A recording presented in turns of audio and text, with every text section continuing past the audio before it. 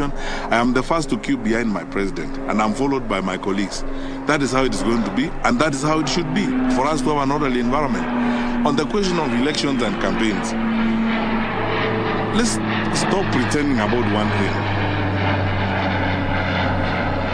Even the judges of the High Court, the judges of the Court of Appeal, and the judges of the Supreme Court will vote.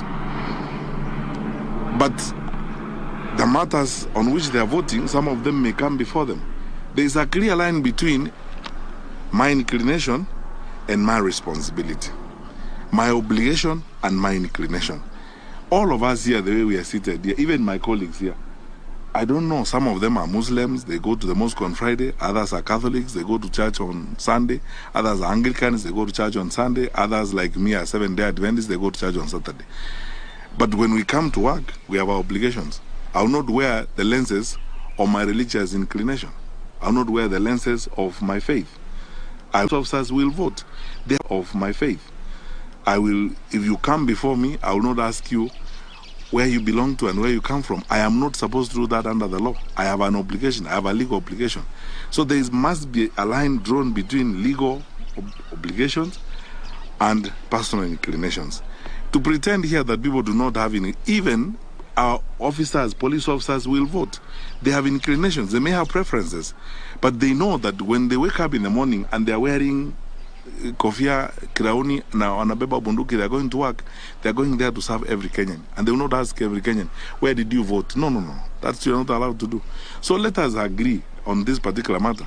There's a very clear line between obligations and inclinations. And there's nothing wrong with people having, inclinations. That's why we are a democracy. That people have opinions, they have preferences, and no one forces anyone to. You don't have to agree with me. You don't have to agree with. I don't have to agree with you. But I can express myself and say, as far as I'm concerned, I think this is the way we should go. That's my opinion. Even in the offices where we work, we have different opinions sometimes on issues. But we don't sack people because they have expressed differences of opinion, because we understand the line between obligations and inclinations. And this is what people oftentimes confuse and so on. The Constitution says the President will appoint cabinet ministers who are technocrats. It doesn't say the President will appoint robots, switch on and switch off robots to the cabinet. In any case, by the way, some of the politicians who are hypocritically parroting that around the country are the same ones who keep saying perhaps we should have ministers who are elected members of parliament who sit in parliament. So what is what? Because these contradictions sometimes are interesting. Let's be very plain and very clear. I will not lie to you. I have inclinations and I have preferences, but I'll also be very sincere with you. I will deliver on my constitutional obligations without fear or favor. And when it comes to that, I will remove my inclinations and serve every Kenyan as I'm supposed to serve. And I've done that before. And everyone else who's serious has done that before.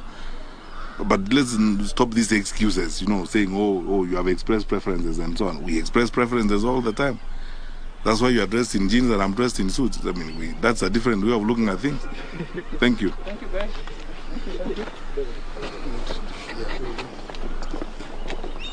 A decision based on whims or ordinary things. And we collect information on a regular basis all the time. We are driven by data. We are intelligence-led in the decisions we make. There's something in the security sector we call a threat profile. Threat profile is when we wake up in the morning, and most of these gentlemen who are standing before you here, we start interactions from as early as sometimes 4 a.m. in the morning or 3, or sometimes depending on what the night has thrown to us, we are awake all night. We look at what are the major threats we are facing as a country, and we start working on them.